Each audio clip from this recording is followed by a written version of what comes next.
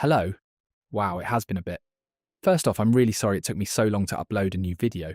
I never want my videos to have the same gameplay looping in the background, and I completely ran out of recordings while I was away from home, so I didn't want to just throw something together for the sake of uploading. I'd rather make you guys wait a little longer than put out something I'm not happy with. I also just want to say thank you. Seriously, thank you so much to everyone who kept watching, commenting, and supporting the channel while everything was going on, especially when the channel was demonetized. There were so many comments asking when I'd be back, and seeing that people were actually waiting for these uploads genuinely meant a lot to me. It reminded me that this channel is more than just numbers or views. It's become something a lot of people put on while they're relaxing, studying, working, or trying to fall asleep. And knowing these videos have become part of your routine is honestly really cool. I've also got some exciting news. I'm officially on Spotify now, so if you'd rather listen over there, feel free to check it out. It's honestly a much nicer experience if you're tired of YouTube interrupting every few minutes with ads.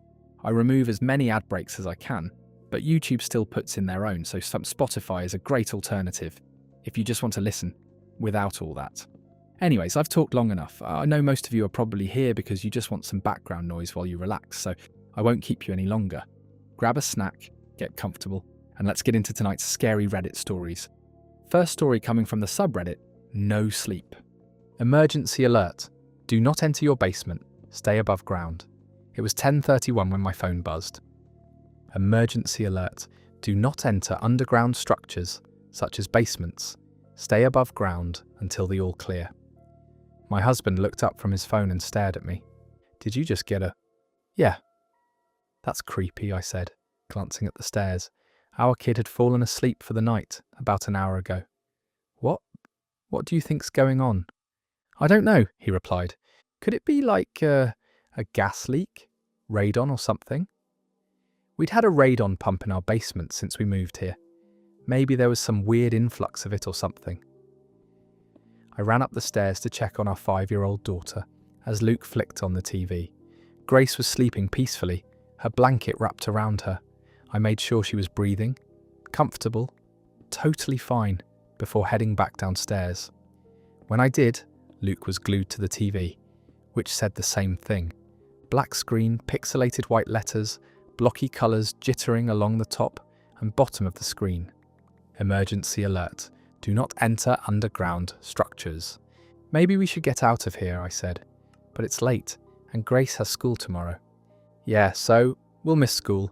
We can go to my mum's. Luke crossed his arms and stared at the TV. He then flicked to CNN and other news channels, but whatever was happening here must have been local, because it was just the same political drivel re-airing from earlier in the day. There was not a blip of the emergency alert anywhere except the local news channel. I pulled out my phone and did some Google searches. Nothing came up, so I shot off a text to Lacey, the mum of one of Grace's friends, who lived in the next development over. We'd only lived here since the school year started, so it's not like I had a whole network of people to ask. She didn't respond. I think we should go, I said, grabbing a duffel bag out of the closet. What about work? Don't you work remotely on Mondays anyway? Yeah, but... I walked over to our basement door. The chain was latched. I hurried into the kitchen, opened the drawer, and pulled out some postal tape. What are you doing?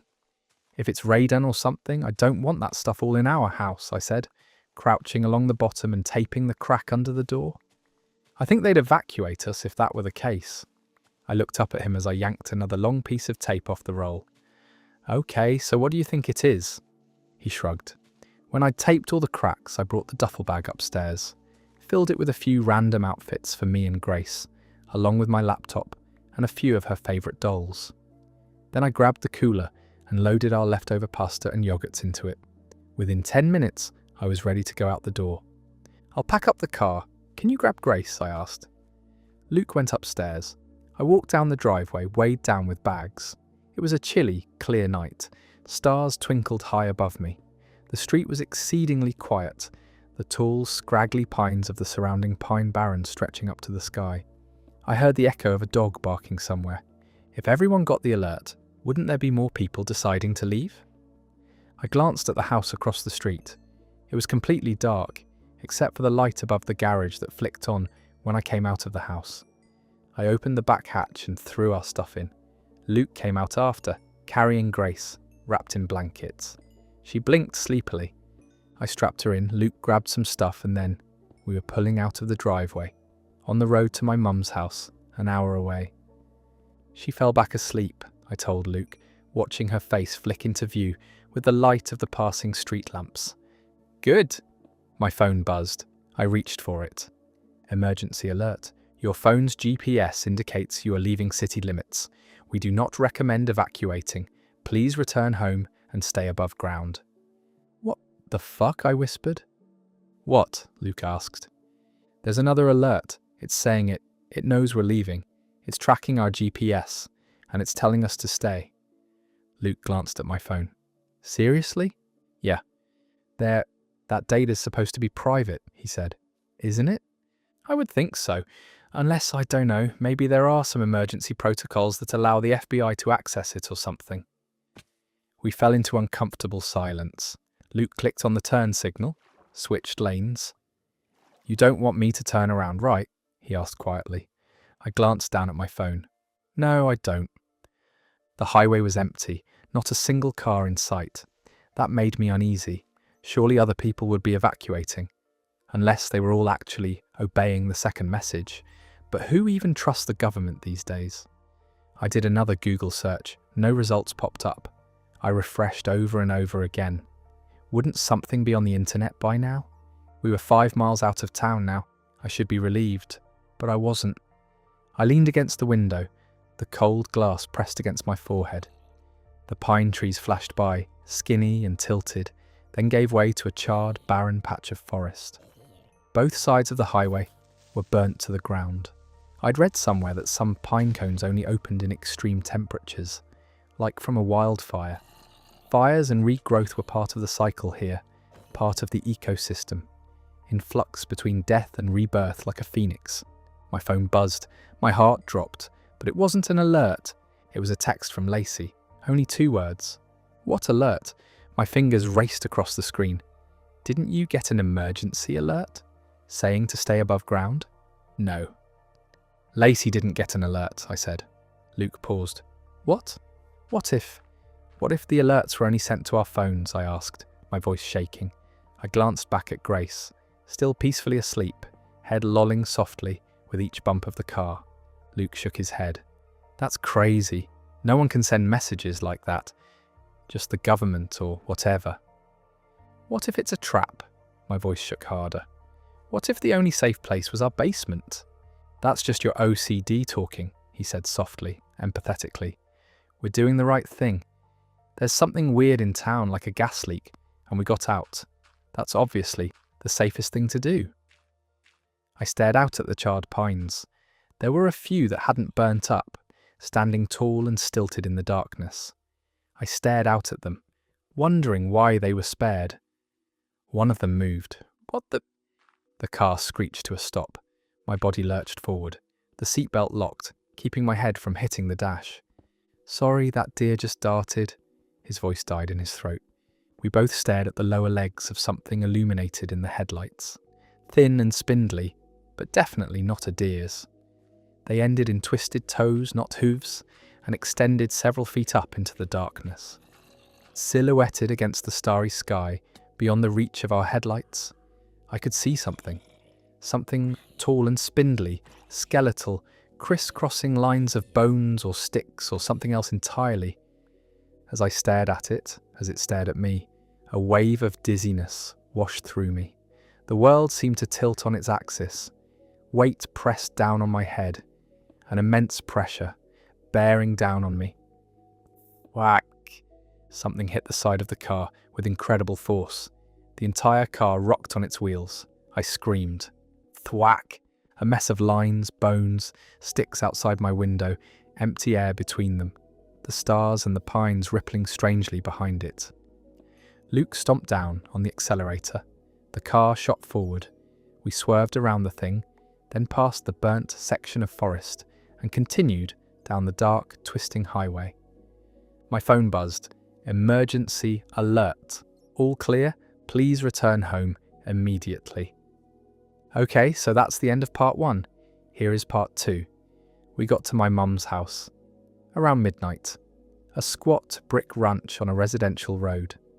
I glanced warily at the pines behind her house, stretching up to the sky, before picking up Grace and carrying her inside. Mum was sitting at the kitchen table, waiting for us, her fingers wrapped against the mug in her hand. The entire house smelled like that familiar mix of coffee and dust. I started for the guest bedroom, and then got a better idea. The ranch had a lower level that was half underground. It had been finished into an office, but there was a couch down there. I could have Grace sleep on the couch, and we could sleep on the floor. "Where are you going?" Mum was standing behind me, eyebrow raised, as I undid the chain lock to the basement floor. "I think we're going to sleep down there." "No, you're not. It's all dusty down there. I haven't cleaned for ages. There could even be mice, and we're sleeping down here." "Those alerts were probably just a prank," she continued, "or a glitch or something. Besides, you're like an hour away now." I'd only told my mum about the alerts. I didn't tell her about the thing in the woods. My mum was not a supernatural person. She'd definitely chalk it up to a trick of the light or something. Casper himself could be floating in front of her face, and she'd call it a trick of the light. "You're being ridiculous," she continued. "You know, this reminds me of that time you taped up the door to the attic. Remember, when the exterminator had found a bat up there? You were worried there were more with rabies and they could flatten themselves in through the cracks between the door and the ceiling and bite you while you were sleeping." "You don't feel the bites when you're sleeping," I growled back. "A lot of people have gotten rabies from bats in their houses, and they can squeeze through really tiny places." "My point is," she interrupted, "it's unsanitary down there." Grace was getting incredibly heavy in my arms. I glanced at Luke, who was just standing in the doorway, wide-eyed, like he'd walked in on a gunfight. Then I pulled the chain lock and yanked the door open. "Kate," Mum said warningly. Halfway down the stairs, my phone buzzed in my pocket. I got Grace settled on the couch, then pulled it out. "Emergency alert. Your phone's GPS indicates you have stopped in redacted, New Jersey. Disobeying an emergency alert is a federal offense. Please return home and stay above ground." I lifted my phone to show Luke, who was coming down behind me. His face looked ghastly pale in the white light. Mum was right behind him and craned her neck to read the alert too. "Oh, that's BS," she said. "It's not a federal offence, it's a state offence, and that would be an evacuation order. Like for a hurricane or something." She shook her head. "You know what this sounds like? One of those scammers. I got a call from someone claiming to be my grandson." "It's not a scam," Luke interrupted, without elaborating. Then he worked in silence, putting the blanket over Grace, getting her comfortable. I flicked on the light and checked for mouse droppings, but I didn't see any. "I'll get the rest of our stuff," he said, leaving my mum and I alone. Her expression softened as she looked down at Grace, at her perfectly cherubic little face. "Do you need anything else?" "No, I don't think so." She nodded and went back upstairs. I glanced around. The office stuff was in the leftmost corner, the desk covered with papers and a single photo of my dad. He'd been gone 7 years now, and it seemed like every year more and more of his stuff got tucked away, moved downstairs, shoved into storage. I swallowed down the feeling and glanced around the rest of the room. The door next to the desk led to the unfinished storage area. On the other end of the basement was a sliding glass door that led out into the backyard. I didn't like that at all. We were technically underground, where we stood, but the rightmost corner with the door was above ground. Did that mean we were still vulnerable? Those things couldn't fit through a glass door, I thought, but they couldn't fit through a normal door either, and apparently we wouldn't have been safe in our own home. I stared out the glass door, afraid I might see one of them out there. Maybe this was a bad idea, to stay here. We were an hour away, sure, but the pines were still right at our door. Not officially, the Pine Barrens, but the surrounding Pinelands ecosystem, which was almost the same thing. If those things came from the Barrens... They were only in the burned areas, I reminded myself. I imagined a pine cone, spiralling in mid-air, petals opening as fire raged around it. and skeletons made of sticks prying their way out of the thing, creeping along the ground, stretching and growing towards the sky. Were there any maps of the burned areas? I pulled up Google Maps, looking for the blackened areas, but the information would be out of date, wouldn't it? My phone buzzed. I expected another alert, but it was a text from Lacey instead. "No, my friend Rachel got the same alert you did, by the way," it read. Super weird. My heart dropped. Did Rachel, whoever she was, listen to it? Tell her not to listen to the alert. I started typing. It's a trap. Then I realised how unhinged that sounded. I didn't even know Lacey that well. I thought for a second, then typed a new message. "Can you give me her number? I want to ask her about it. Pretty weird that it targeted both of us, no one else." "Sure, let me ask her," was the reply. As I waited, Luke came back down the stairs, carrying our stuffed computer cords and stuffies nearly falling out of his arms. "Someone else got the alert," I whispered. "One of Lacey's friends." "Really?" "Yeah, I asked for her number." A minute later, the number came in. I dialed it immediately. On the third ring, she picked up. "Hello?" "Hi, this is Kate, Lacey's friend," I started awkwardly. "We got the emergency alert too, but we think it's a trap. There's something off about it." A pause. "But it came from the government?" she replied. "How could it be a trap? It seems like no one else is getting it. When alerts are sent out like that, they're sent to all the phones in a certain location. It doesn't make sense." "Yeah, I don't know. It's weird." Another pause. "Well, we were just about to go to bed here, so I'd better go." "Wait, I think the basement is safe, and everywhere else isn't," I said quickly.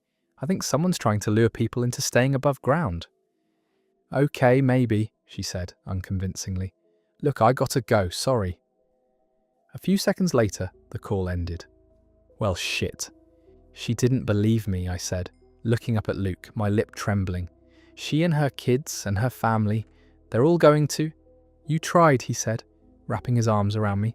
"That's the best you can do." I couldn't help it. I cried as we lay a blanket on the floor, got ready to sleep next to Grace. I looked down at her perfect little face, and then Luke and I snuggled under the blankets together. "Hey, kiddo." I woke up with a start. For a second I thought I was in my own bed, but then the roughness of the carpet, the aching in my back, brought me back to reality. My father's voice, rough and warm, lingered from the dream. I could almost feel his arms around me, the summer sunlight beating down on us as we played at the creek behind the house. I rolled over to check on Grace. Her eyes were wide open. She was staring behind me, at the sliding glass door. Slowly, she raised a hand and pointed over my shoulder.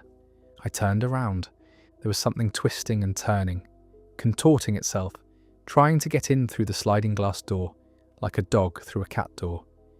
It did it silently, except for a low clicking sound, like the popping of joints.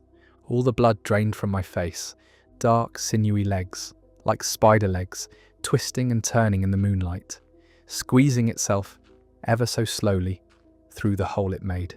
I now saw the shattered glass scattering the floor. I grabbed Luke and shook him. "Luke?" The thing fell still. I couldn't see eyes or a face, but I felt it in my gut. It was staring at me. Dizziness swept over me. I stumbled forward, losing my balance. It was like I was standing on the deck of a boat. The ground seemed to shift and tilt underneath me. I just wanted to lie down, until the world stopped turning. "No!" I screamed internally. "You can't let that thing get Grace." I glanced around the room, looking for something that could be used as a weapon. Anything. "Go in there," I said to Grace, pointing to the storage room, or at least I thought I was. Everything was tilting and moving around me. "Go, hide," I stumbled forward, but all the colours were bleeding together now. Everything was hazy as a dream. My father was standing in front of me, standing there in the basement, but his face was all wrong. His eye drooped out of his socket, like something had squeezed his skull. His grin was crooked. "Hey, kiddo," he said, in a voice that sounded off-key. Nausea filled me. I started vomiting, warm liquid down my shirt, splashing on my feet. My dad, not dad, stood tilted, like gravity had suddenly changed. One arm was too long and hung limply from its socket. "I miss you so much." "Stop," I sobbed. Please stop. Come with me. We can be a family again. Stop. I never got to meet Grace. Wouldn't it be so wonderful for me to finally meet her? The world tilted and shifted. I stared at my father, his left eye drooping like jelly, his crooked smile, his gaunt face, his limp arms. I opened my mouth. Hot pain shot up my shoulder. I fell to my knees instantly. I tried to cry out, to say, stop again, to tell Grace to run for her life, but all that came out was a scream of pain. And another, and another. When I finally opened my eyes, the world had stopped tilting. Luke was dragging me across the floor, back from the glass door. Grace was peeking out of the storage area, terrified. I touched my shoulder, stinging with pain. My fingers came away red. It bit me. I'm dying. What? My phone began to ring. Shaking all over, I reached into my pocket and pulled it out. It recognized the number.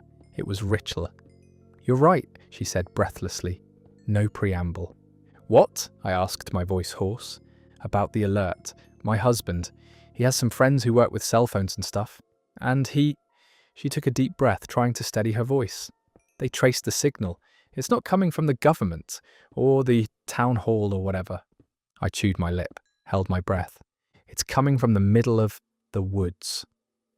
Alrighty, that's the end of part 2, and I'm going to be honest, I'm not really feeling this story. But if anyone is listening out there and would want part 3 and 4, let me know in the comments. But besides that, I'm going to stop this story here. Next story also coming from no sleep. Me and my friend, both 21, went camping for 5 days near a river. We both needed some time away from civilization, so we decided it would be nice to go camping somewhere far from people. We got some fishing equipment, food, beers, tent, and drove to a river far away from our home, to a place that looked to be quite far from any city or village on the map.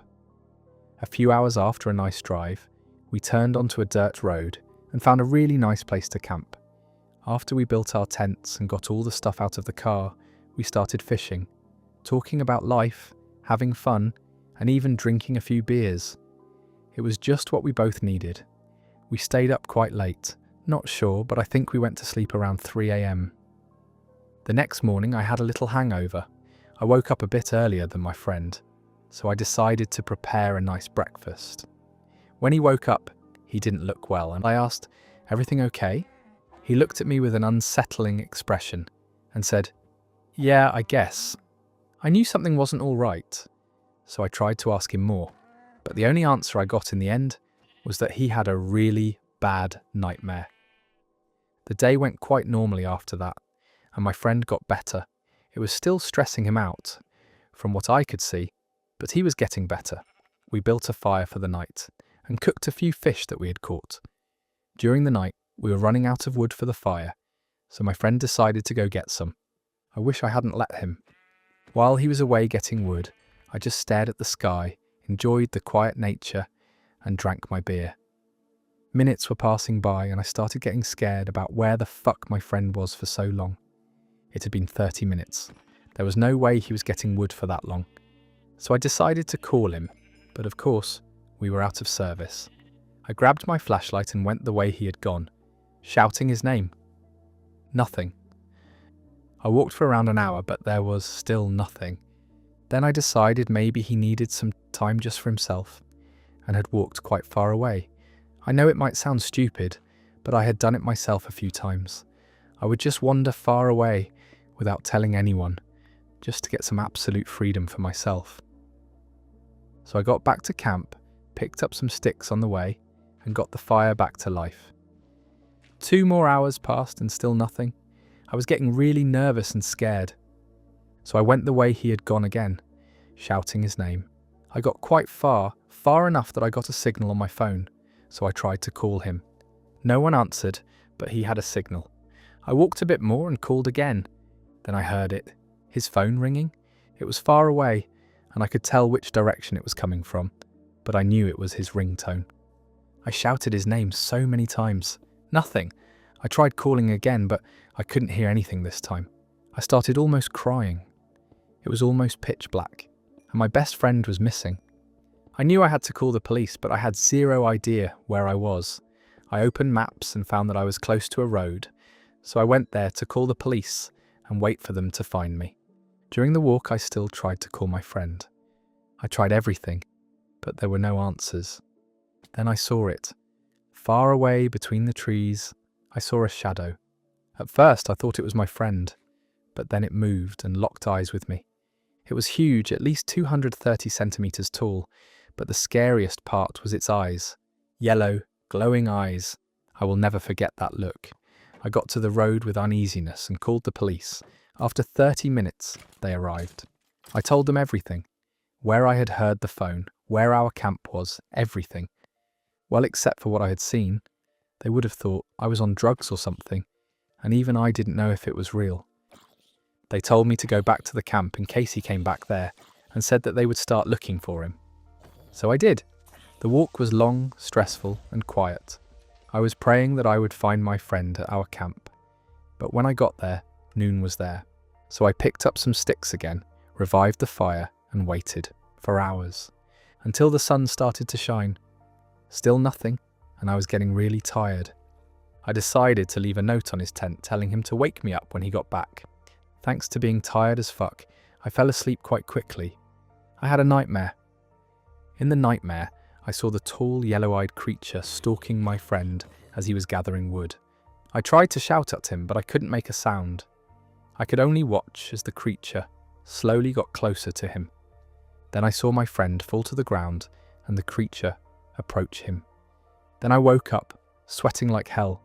I tried to calm myself down, telling myself that it was just a bad nightmare, that the eyes I saw were some animal, and that a bad angle had made the shadow look like a tall person.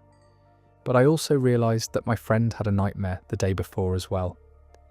Suddenly I heard footsteps. I was excited to see my friend coming back, so I jumped out of the tent, only to see a policeman. He told me they had found my friend's phone and were now searching the area around it, even trying to get a helicopter involved. He also told me that I should stay at the camp in case my friend came back. Before he left, he searched my friend's tent. I guess he wanted to see if he had left a message, or some kind of hint, but he told me he found nothing. Then he left, and I stayed like he said. The rest of the day went by without anything happening. I was depressed and just praying that my friend would come back at any moment. I went to the tent to sleep quite early. I had another nightmare, similar to the one from the day before, but in this one, I only saw my friend, alone in the dark, turned away from me. I called his name a few times and then he slowly turned around.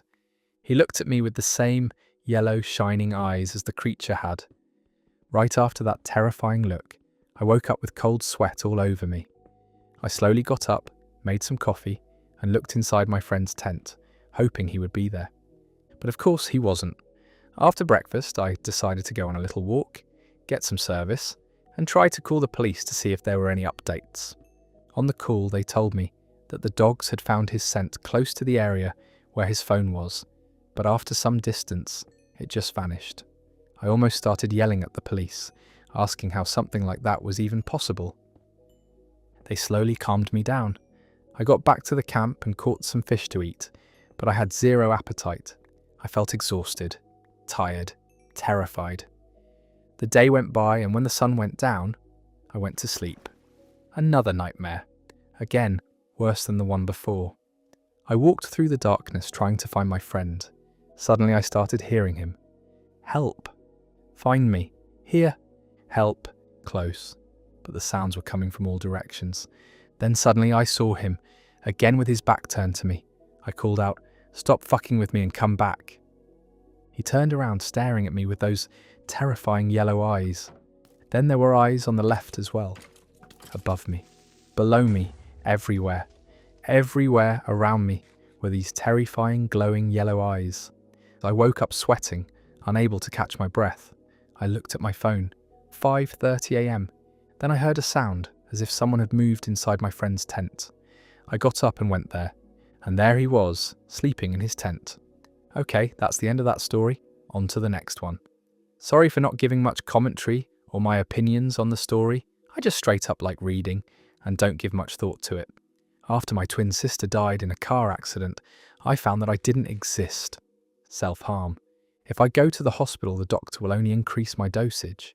If I try to explain things to my parents again, they'll just look at me with that sickening, sympathetic, sorrowful gaze that makes me want to scream until my vocal cords tear apart. Right now, I'm hiding in the closet, typing this on an old, offline laptop. Before my memories are completely wiped clean, I have to write all of this down. My name is Faith, and I have a twin sister named Grace. Just 42 days ago, she tragically passed away in a car accident. Grace was that perfect girl, the exact kind of daughter my parents had always hoped for. Gentle, kind, drifting through the mundane details of life, like running water, never splashing a drop. She played the cello, and her fingernails were always neatly trimmed. I was the exact opposite, a short-tempered jerk. I spent half of middle school in detention, either arguing with teachers or beating up girls who talked trash about my friends.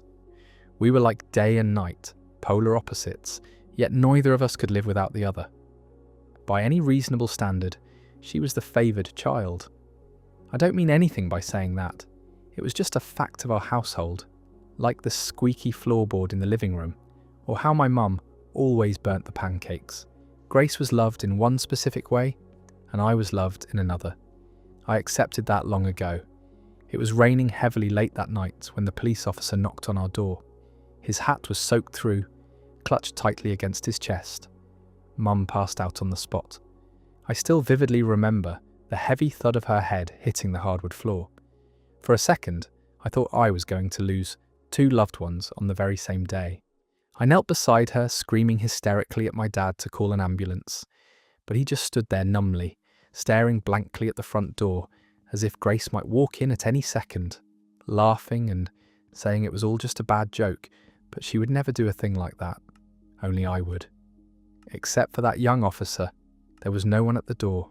Liam was Grace's friend, maybe her boyfriend. She never talked to me about those things. Seeing him cry so inconsolably at the funeral, I assumed it was the latter. I knew I shouldn't blame him. The police report concluded the other driver was entirely at fault. Yet a fierce urge screamed inside me to go up and demand answers. Why did you convince my sister to go out late at night? Why didn't you protect her? Why wasn't it you who died? But I didn't. Grace liked everything to be calm, peaceful, and according to plan. So I just gritted my teeth tightly and looked away from him. The impact of the crash was almost entirely borne by the passenger seat where Grace sat. We had to place a thick veil over her face. Standing by the casket, I gently touched her hand. It was freezing cold, like a wild sparrow frozen stiff in the winter night. On her left ring finger was a faint scar left by a broken beaker in 7th grade chemistry class. I saw that scar and rubbed it repeatedly with my thumb until Dad walked over, telling me softly to return to my seat for the next part of the service. Grace was truly gone. It took me more than half a month to barely come to terms with it. At least I wasn't staying up all night anymore. One morning, as I sat at the kitchen island, staring blankly into a bowl of soggy, bloated cereal, Mum walked in. She poured a glass of orange juice and set it down gently in front of me. "Here you go, sweetie." Her expression was soft and warm, as if she had completely forgotten what had happened. "You need to get some vitamin C, Grace." "Mum, I'm Faith." I kept my voice as soft as possible, afraid to startle her. She froze, staring at me, with a hollow look in her eyes. A painful, intensely patient smile forced its way onto her haggard face. "Of course. I'm sorry. I'm just so tired." She got up to wash her teacup. Grief makes people hallucinate. Everyone says so, so I didn't push it. I obediently drank the entire glass of orange juice. While she was cleaning the kitchen, I slipped out into the garage. Dad was in there, repairing his motorcycle. "Dad, look at me. Who am I?" "Faith, not now."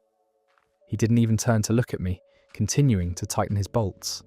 Hearing his tone sounded normal, I finally breathed a sigh of relief. I sat down on a folding chair nearby, quietly watching him tinker with his auto tools. The smell of motor oil drifted into my nose, bringing a wave of relaxation. I told Dad what had just happened, phrasing it lightly, like a "You won't believe what Mum just did" joke. He didn't laugh. Instead, he became deathly serious. He gripped my shoulders and said, "You have to understand that your mother is going through a lot right now. Be a little more patient with her, okay? She's really hurting. Be a little more patient with her. Not, don't worry, I'll go talk to her. Nor, I'm sure she didn't mean it. Just you need to be more patient." As if I were the one who had done something wrong. I stared blankly at his face, suddenly finding it terribly unfamiliar. Who was this man? Was he really my father? A wave of dizziness washed over me, and the smell of motor oil made me feel like throwing up. I wrenched myself free from his grip and sprinted upstairs, locking myself in my room. A slip of the tongue works like this. It happens once, maybe twice, and then it stops. Because someone corrects it, and the person corrected feels embarrassed and adjusts, making sure it doesn't happen again.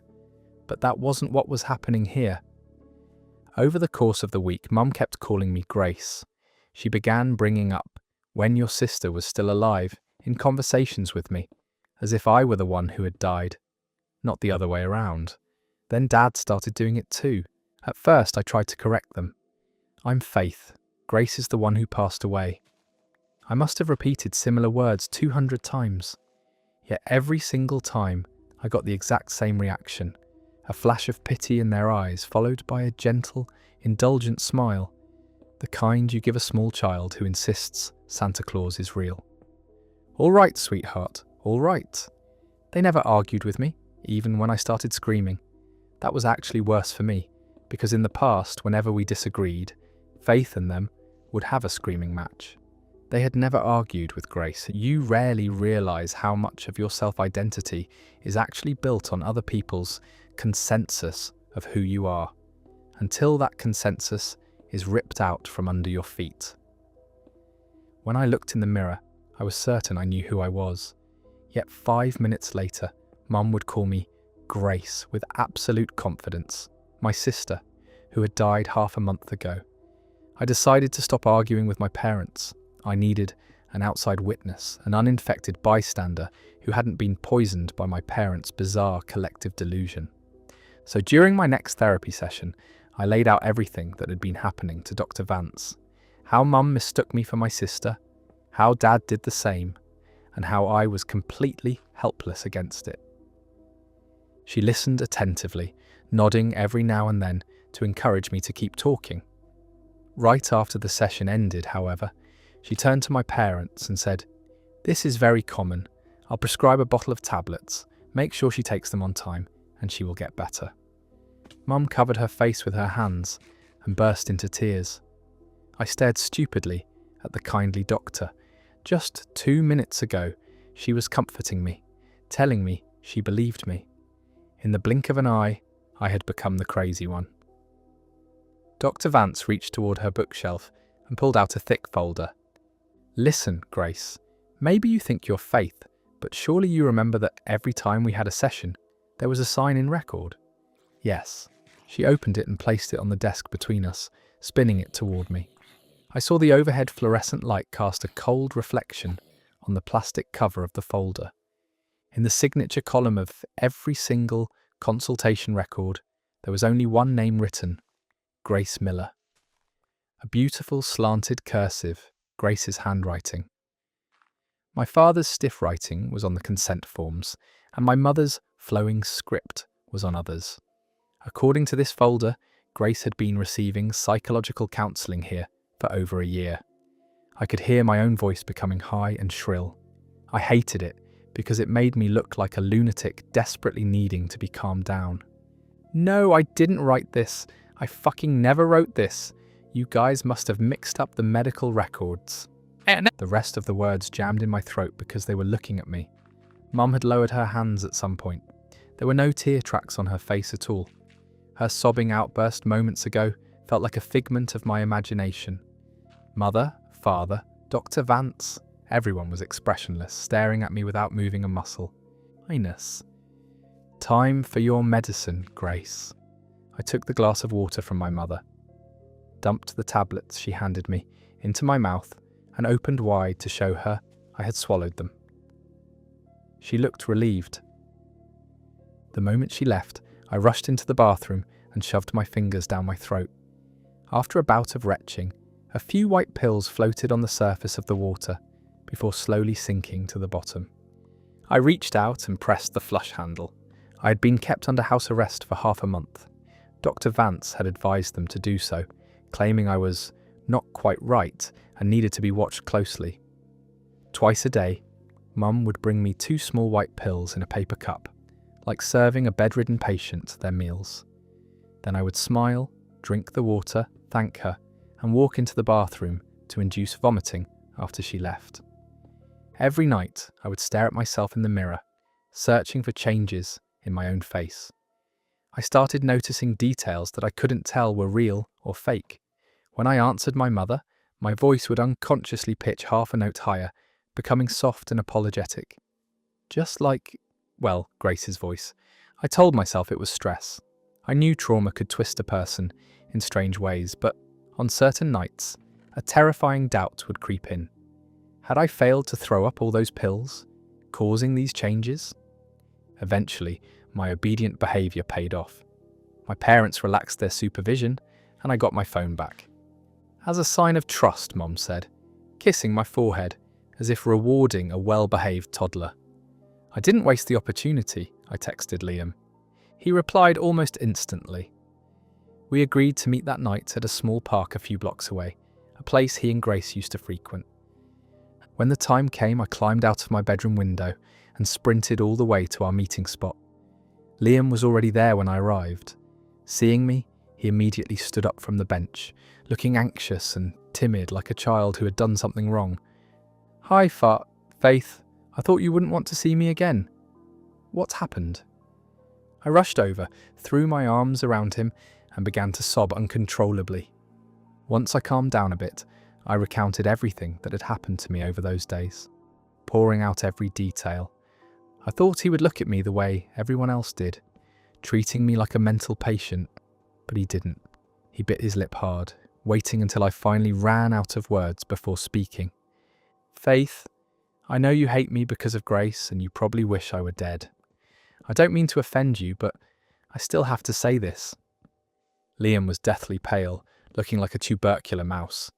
He took a deep breath, as if summoning the courage for what he was about to say next. Your parents, do they wish that the one who died was you? Did they wish that the one who died was me?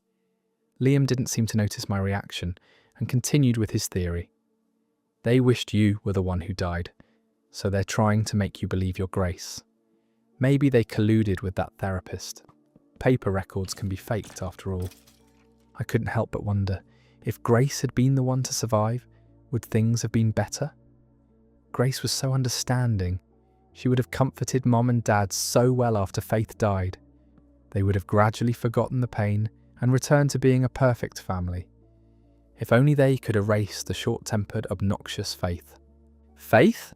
Faith, are you listening? I snapped back to reality. Liam was looking at me with deep concern. Don't worry, Faith. I'll help you. I promise I'll help you figure this out. No matter who it is, no one will hurt you or change you ever again. So please stop crying, okay? Only then did I realise I was crying. I don't think I had ever experienced such a profound sense of relief in my entire life. Just one person. I only needed one single person to confirm that I truly existed, and I had found him. I managed to sneak back home before my parents noticed the open window. That night, I lay in bed with a dizzying rush of excitement, playing back the sound of Liam calling my name over and over in my mind. Faith. Faith. Of course I was Faith. I always had been. That sweet relief lasted until the next morning. I walked into the kitchen and Mom smiled at me warmly. Good morning, Grace. I couldn't take it anymore and screamed at the top of my lungs. I told them I knew everything. I told them Liam recognised me, that Liam knew exactly who I was, and that if they tried to force me into thinking I was Grace again, I would call the police. I would expose their true faces to everyone. I swore it. Yet they didn't panic like people whose conspiracy had been exposed. They simply exchanged a glance, then turned their eyes back to me. Mum spoke cautiously. Grace, sweetie, Liam is dead. A laugh burst out of my throat almost instantly because it was so utterly ridiculous. I had just met him last night. 10 hours ago, we were sitting side by side on a park bench. He told me he would help me and told me not to worry. Dad didn't argue with me. He pulled out his phone and pulled up a news article, a photo I knew all too well. A young man killed in a car crash. A name. Liam's name. I grabbed my own phone and searched car accident. An identical news report appeared right before my eyes. Liam, the person who died, had become Liam.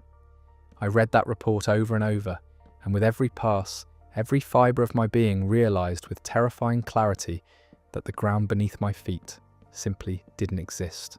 And then, this is the part I still cannot fully recall, a blank, blinding white void at the edge of my memory, my parents started telling me that story again.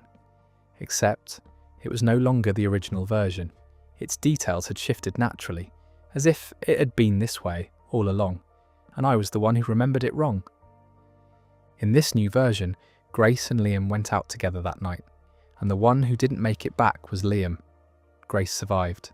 It was Liam's funeral. The person whose finger was cut by the broken beaker was also Liam. There had only ever been one girl, and her name was Grace. There was no Faith.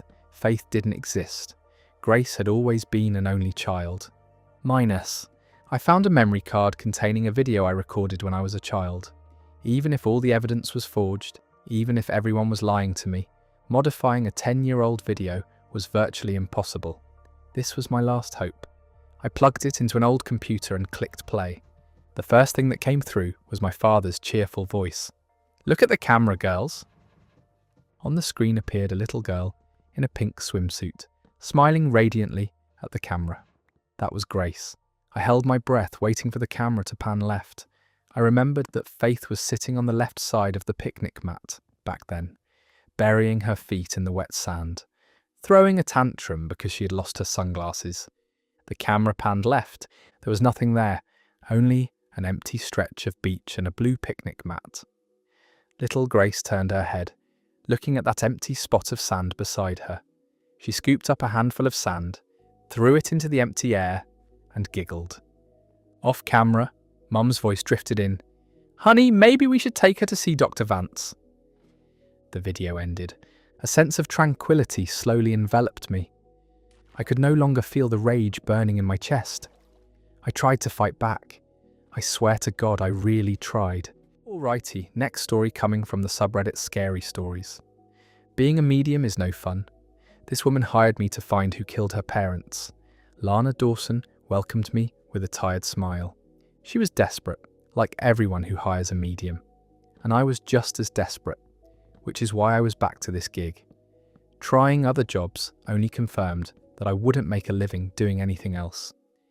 Lana hired me because it had been 20 years since her parents were brutally murdered in that house, a crime that remained unsolved despite an extensive police investigation.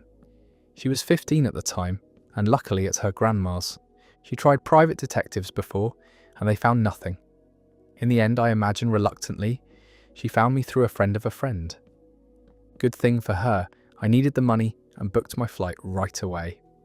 It was a typical home in a quiet Florida suburb, surrounded by mostly vacant houses. Lana decided to never sell it, keeping it frozen in time, perhaps hoping someday it would help her find the truth. As she led me inside, an old woman next door was watering her plants, the only neighbour left. She glanced over and gave me a polite wave. "This is a peaceful neighbourhood of mostly widows and retirees," Lana explained later. Nothing like that ever happened before or after. The sorrow still present on her face was undeniable, even after all these years. The living room was completely empty. Not even spiders roamed around. There was just dust and a single light bulb no one had ever bothered to take down.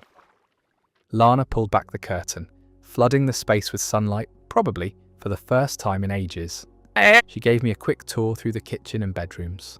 I could tell she wasn't very hopeful that I'd find anything, and I couldn't blame her. Never promise a client results. That's a rule I learned early on. Most of the haunted houses I visit have nothing to see. Either the dead moved on, or they simply don't want to be disturbed. Not the kind of pitch that brings in clients. But spirits tend to remain where they died. The energy of death clings to a place, anchoring them there. If Lana's parents still lingered in this house, they could talk to me. I asked her for a chair and placed it in the centre of the living room. I'll try to channel the voices of the spiritual world now, I told her. So please, we need to remain silent. That was just a fancy way of telling her to stay quiet so I could hear if any dead would actually talk. I sat down and closed my eyes. For several minutes I waited in silence, hearing nothing but the wind and birds outside. I was ready to give up and explain to Lana my no-refund policy when I heard faint weeping. It was soft, almost inaudible, and gradually grew louder. "Is there someone here among us?" I called out firmly. The crying stopped and a metallic, ethereal voice asked, "Can you hear me?" "Yes, I can. Who are you?" No response. The entity resumed crying. I explained what I heard to Lana, who was now slightly more excited by the discovery. It could be her family. "Please tell me, are you Mr. or Miss Dawson?" I tried. The weeping stopped abruptly. "Do you know where Miss Dawson is?" the voice asked. "I want to tell her I'm sorry." "What do you mean? Sorry for what?" The light flickered for a second, and I saw the curtain shift slightly before the answer came. "For what I did to her," the voice confessed, its tone laced with sorrow. "For killing her the way I did." I felt my heart pound in my chest and turned to Lana. "I don't think this is your family." Now, in my experience, spirits can be deceitful. It wouldn't be the first time some smart-ass ghost tried to play me for a fool. So I didn't immediately relay all I had heard to Lana. She would probably freak out anyway, and I needed her to stay quiet for the rest of the session. "Who are you?" I asked next, to no response. "Do you know what happened that day?" I tried again. This time, after a long pause, the voice answered. "It wasn't supposed to happen like that," it murmured. "She shouldn't have had to die." That was an interesting response. "What about Mr. Dawson?" I asked. "The man got what he deserved." The voice suddenly deepened, taking on an almost demonic tone. The light bulb flickered violently. Its reaction made sense based on what I had read about the crime scene. Mr. Dawson had died from 15 stab wounds, most likely in his bed. The killer was probably driven by emotion. But Ms. Dawson showed signs of a struggle. Her only fatal injury was a deep slice across her neck. Maybe her death wasn't intentional at first. This could actually be the murderer. "But why did you do it?" I decided it was time for tough questions. "I just want to help you find peace. It's the only way you'll leave this house and see her again." There was a long silence. Then it spoke, its words thick with emotion. "Because I loved her more than anything. I used to watch her every day. Getting in her car, walking the dog, buying groceries. She did it all with that same smile. When she waved at me, I felt it in my bones." "That doesn't explain why you killed her," I pressed. My questions likely revealed the true nature of the voice to Lana, and her eyes widened in shock. "I didn't want to," the voice roared. The bulb exploded, making Lana jump. "I just wanted to get rid of him, so we could be together. But she wouldn't accept it. She wouldn't come with me." The weeping resumed. I pressed for more answers, but got nothing. Everything I had heard spun in my mind like a whirlwind. When everything clicked, I stood up and walked to the door.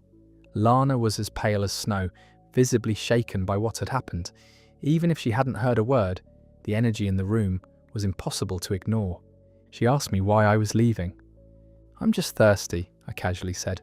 "There's no running water here, so I'll ask that old lady next door for a glass. I'll be back in a minute." The neighbour looked surprised to see me knocking on her door. She was a tiny, fragile lady, maybe in her 70s. She was making bread dough, but stopped to answer and invited me in for some water. As I followed her to the kitchen, I took a look at her home. Furniture that had to be at least half a century old, and a large portrait in the living room of her and her husband, taken long ago. She handed me a glass of water and went back to kneading the fresh dough. "I hope you don't mind me doing this," she said, using all her small weight against it. I just love having them ready for dinner." "Don't mind me at all," I thanked her, sipping the water slowly. "By the way, you and your husband are so beautiful together in that photo," I said, referring to the portrait. Her face stiffened for a brief moment before returning to its usual warm smile. She confessed to me he had abandoned her years ago, but it was hard to let go of the memories. One day, he simply got out and never returned. Determined to change the subject, she asked what I was doing in that dusty, abandoned house. I told her I was a medium. "Oh, that's fun," she giggled. "Did you find anything there?" "Yes, as a matter of fact, I did," I answered. "I found your husband. He told me a lot about you, about him, and about what he did to the Dawson family." She froze, hands still buried in the dough. Slowly, she turned around, scanning my face to see if I was joking, if I really knew the truth about what had happened 20 years ago. I didn't. It was a bluff, an educated guess. For the killer to be a spirit trapped in that house, he had to have died nearby. For him to know the private details of Ms. Dawson's life, he had to be someone that lived close, someone who could watch her every move, like a neighbour, and there were not many of them around here. I had no idea it would work. My theory could be pretty much wrong. But the bluff paid off, because the woman broke down in tears. For Lana, finding the truth was all that mattered, and I gave it to her. Her family had been killed by a neighbour obsessed with her mother. In an act of desperation, he took advantage of the night to break into the house and confess his feelings, just as she had gone to the kitchen for a glass of water. When she rejected him, he grabbed her and slit her throat with a sharp fish knife. Then, in a fit of rage, he walked into the bedroom where her father slept and stabbed him to death. It took me a few more sessions with the killer to get the whole truth out. The old lady confirmed and admitted to Lana that she had suspected her husband all along, and when she confronted him, he fled, never to be found, probably dying somewhere years later. The end. Or at least that's the end I told Lana. I can't say she was happy about it, but at least she knew now. There could finally be peace. What I didn't tell her was that the husband never fled, and his wife didn't simply confront him with words. When he arrogantly admitted to the crime, showing no remorse, she shot him with the handgun they kept under the bed and buried him in the backyard. I advised the woman to lie to Lana, keeping her safe from any legal trouble. That way, everything would end up in its right place. The old woman in her home, the husband trapped inside that house, drowning in his regrets. Fuck his peace, the end. Next story again from the subreddit Scary Stories. I've been around killers for 28 years. I was never afraid until this. I had been working in prisons, most of which housed killers and other violent offenders, for 28 years when I took on my last job. Some of them were impulsive, others were clever. But I'd seen it all. Prisoners had tried everything on me over the years. Death threats, fake medical emergencies, and contraband pass-through food were just the tip of the iceberg. Men who'd spent weeks acting half-dead before suddenly putting their head through a cell door weren't unusual. So by the time I was called for the job, I had a reputation for being steady. The pay was better, but that wasn't what sold it for me. It was the prisoner. For the purposes of this story, I'll call him John. I'd heard his real name long before I was assigned to him. Everyone in corrections had. He was one of those serial killers you only hear about in true crime documentaries decades later. Dangerous! The kind of mastermind who stayed ahead of the police for years, leaving investigators chasing dead. Eventually, an entire task force threw everything they had at him, and some detective finally got lucky enough to find one tiny mistake in his plan. He'd been incarcerated under different names in institutions across the country. He had killed prison staff in multiple incidents, manipulated officers into giving him access to restricted areas, and made tools from things that should never have been capable of becoming tools. His file used the words exceptionally intelligent, highly skilled, and one psychologist had described him as possessing an unusual ability to recognize patterns in institutional behavior. Basically, Another way of saying, this bastard keeps catching us off guard. A challenge, perhaps, but if anything, I was intrigued. I'd spent nearly 3 decades learning the tricks of the worst people society had to offer, and I wanted to see what he could throw at me that was different. He's been stable, remarked the deputy warden as I closed the file. Caused no problems for several months. And before that? I asked. He picked up the file and flipped back through the photographs, medical reports, security assessments, and other evidence of the damage John had left behind. Before that, he caused many. He grimaced slightly. So, what's changed? I'd guess he reconsidered.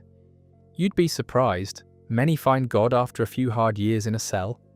I highly doubted that. I'd seen lots of men find God when they realised it might help their case. I said nothing and let him continue. Then the deputy warden opened a drawer and took out a small black device attached to a short lanyard with my staff ID card. There was a single recessed button on it. If anything happens, he said, placing it on the desk between us, push the button. The response time is very fast. I put the lanyard around my neck and followed him inside. The prison itself was impressive. There was concrete reinforced by steel, cameras everywhere, controlled doors and layered access points. It didn't seem like they were short on budget when it came to security. By the time I reached the hymn, I'd expected something almost industrial, like a steel box with a solid door and restraints fixed to the wall. Instead, John was at the end of a block behind ordinary-looking bars, alongside a few other prisoners in identical cells. Each had a bed, a built-in toilet and sink, a desk with a Bible on it. One security camera in the corner, overlooking the entire block. That was it. No chains, restraints, or reinforced doors. It seemed insultingly inadequate for both his reputation and my safety. John himself was young-looking, early 30s perhaps, clean-shaven and neatly dressed with short dark hair. He had the build of a track runner, and there was nothing physically intimidating about him. If I'd seen him on the street, I would have assumed he worked an office job. He stood when I approached, his voice quiet. "Morning." "Morning," I replied, watching him carefully. "You'll be seeing a lot of me. I'm taking over your supervision. Keep things straightforward, and we'll have no problems." His eyes moved down briefly to the ID card and button hanging from the lanyard around my neck and back to my face. Then he just gave a nod and sat down. I remained standing for a moment before taking the chair outside the bars. John was quiet for a while as he sat on the bed and flicked through the Bible. Eventually, he looked up at me and spoke. "How are you finding the new place?" He sounded nonchalant, like he was making an effort at small talk, but wasn't particularly interested in the answer. I watched him cautiously. "Can't complain?" "That's good. Assume you've been in enough places to compare." Another pause as I watched him, looking for the trick, but there was no defensiveness or aggression in his voice. "You've been here a while now, John," I finally said. "No problems?" He shook his head. "Got everything you need?" "Yeah, Bible and a bit of exercise when I feel like it." I started asking the usual questions about how he was settling in, and if there were problems with meals, showers, and so on. He answered everything politely, with no attitude or attempts to provoke me. He didn't react when I mentioned I'd read his file. If anything, he seemed bored, but never disrespectful. I spent the rest of that shift waiting for the trick that never came. He's just trying to make me let my guard down, I thought, but I can't deny I'd gone in expecting more of a challenge. Eventually, I told him I was leaving at the end of my shift. He just nodded, not looking up from his Bible. I started making my way out and was halfway down the block when I heard a quiet, high-pitched noise coming from a cell nearest the door at the opposite end. It wasn't quite a voice. I frowned and walked to the end, peering into the cell. I nearly took a step back. An emaciated, almost skeletal prisoner was staring back at me, folded up in a dark corner of the cell. At first glance, I couldn't even tell if it was a man or a woman. Only the high-pitched voice gave it away. Her arms looked little more than bone beneath the skin, and her shoulders jutted forward at an awkward angle. What little hair she had left came in sparse wisps, hanging from her scalp in thin, uneven strands. Most of her head was visible beneath them. There were patches where it looked as though she'd pulled the hair out herself, and blisters where she'd picked at her skin. There was a tiny silver cross necklace around her neck. Then she made the noise again, that same high-pitched whine that sounded like something her body produced without her permission. After several seconds, she tilted her head slightly to one side and began whispering. Her lips moved rapidly, but the sound was so faint and indistinct that it might as well have been another language. I had worked around mentally ill prisoners before. Whatever was wrong with this woman, I assumed it was along those lines. I'd gone into the block to meet one of the most dangerous men in the world, expecting if anything was going to unsettle me, it would surely be that. But as I stood there watching her, I'd forgotten about John entirely. I took a breath, broke eye contact, and left. For the next few weeks, nothing happened with John. He got up when he was supposed to, ate when food was brought around, took his exercise periods without complaint, and returned to his cell when instructed. He never raised his voice or argued. Mostly, he seemed bored. According to his file, calculation was practically his defining characteristic. I'd gone into the assignment assuming that every interaction would have some purpose behind it, that every question he asked would be part of some larger plan, but nothing happened. And when nothing happens for long enough, you start to relax. One morning, I caught myself standing closer to the bars than I should have been, my keys hanging loosely from 2 fingers as I checked something on my clipboard. I noticed where I was standing and immediately stepped back, making a mental note of it. I'd spent nearly 2 decades telling younger officers not to do exactly that. The next week I did the exact same thing. This time, John was sitting on the edge of his bed, watching me. He looked at the keys, then back at me like I was an idiot. Then he just laid down on the bed. A few days later, I made another stupid mistake. I dropped a flashlight within reach of the bars and only noticed when I was halfway down the block. When I went back to retrieve it, John hadn't made any attempt to touch it, let alone use it as a weapon or escape tool. He just glanced back at me with the same bored expression. Now, almost with a hint of added disappointment, as if he couldn't believe I'd been that careless. After a while, I started to wonder whether the man in the file and the man sitting in front of me were actually the same person. I still wasn't naive enough to believe he'd suddenly become harmless. Perhaps he was simply tired. The woman was harder to ignore. Sometimes she'd stand at the front of her cell and watch everyone that passed through the door. Sometimes she sat on the floor, with her knees pulled against her chest, rocking slightly. And sometimes she cried, a strange broken sort of crying, with long pauses between each sound. I eventually got used to it, in the way you get used to unpleasant things in prison. One afternoon, long after speaking to John felt completely normal, I nodded toward her cell. "She been here a while?" John glanced over and exhaled with a hint of frustration. "Yeah, don't mind her, she does that all day. Sometimes at night too, while everyone's trying to sleep." He sounded mildly inconvenienced. "Does she ever talk?" I glanced toward the cell. "Not that I've heard." I took his word for it, figuring that whatever she'd done to end up in a place like this, she probably deserved it. A few mornings later, I was running late. I'd underestimated how long it would take me to get through some paperwork before my shift, and there was a form I needed to complete that needed the long ID number on my staff badge. I took the lanyard off, along with the button, and copied the number down. Then I stuffed both into my trouser pocket and hurried into the block. By the time I entered John's section, I'd completely forgotten about it.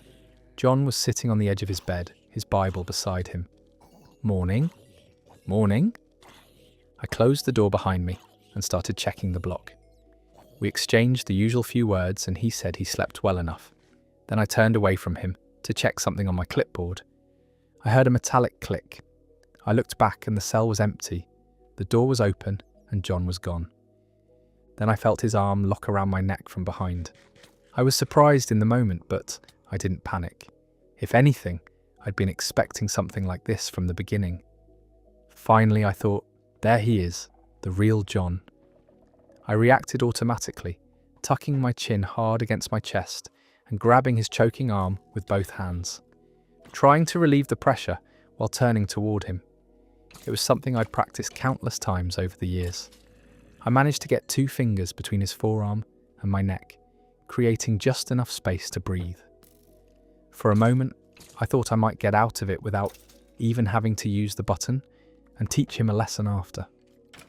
But then he adjusted effortlessly, shifting his grip and driving his forearm back against my neck.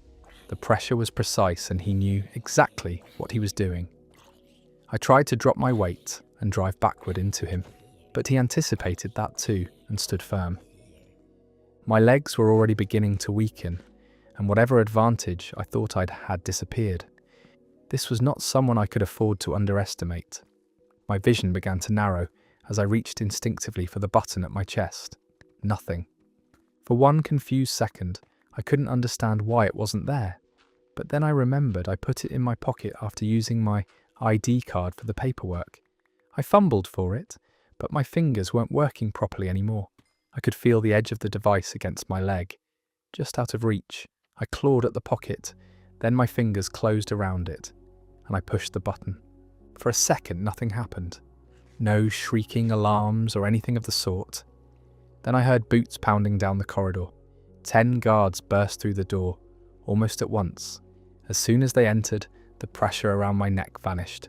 I collapsed forward, coughing and dragging air into my lungs. I stumbled away from the cell, more frustrated at having to use the button than relieved to be alive, replaying the attack in my head.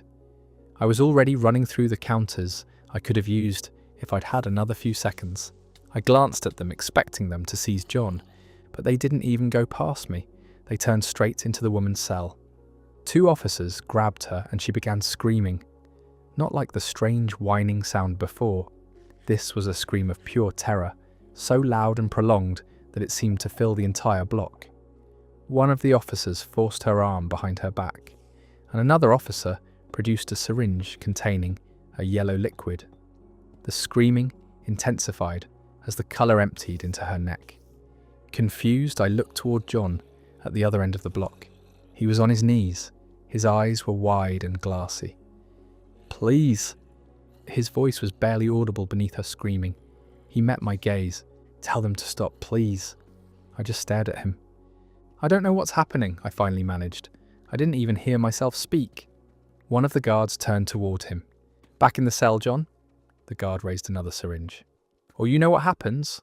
John swallowed, eyes still wide. He stood and walked back into his cell voluntarily. The woman was still screaming, but her voice was breaking now.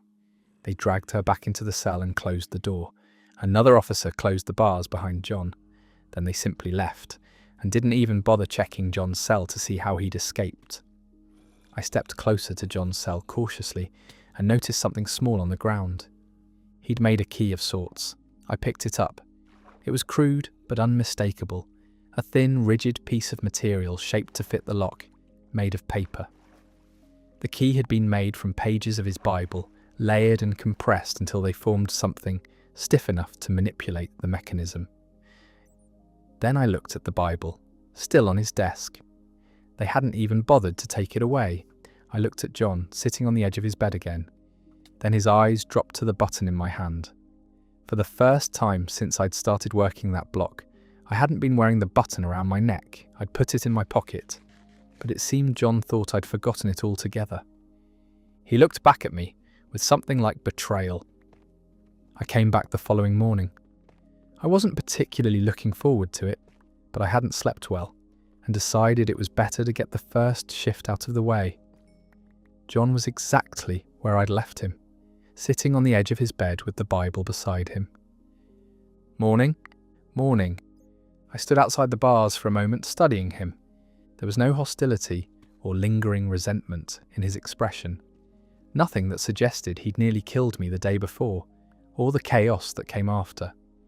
"John, can I see the Bible?" "Yeah."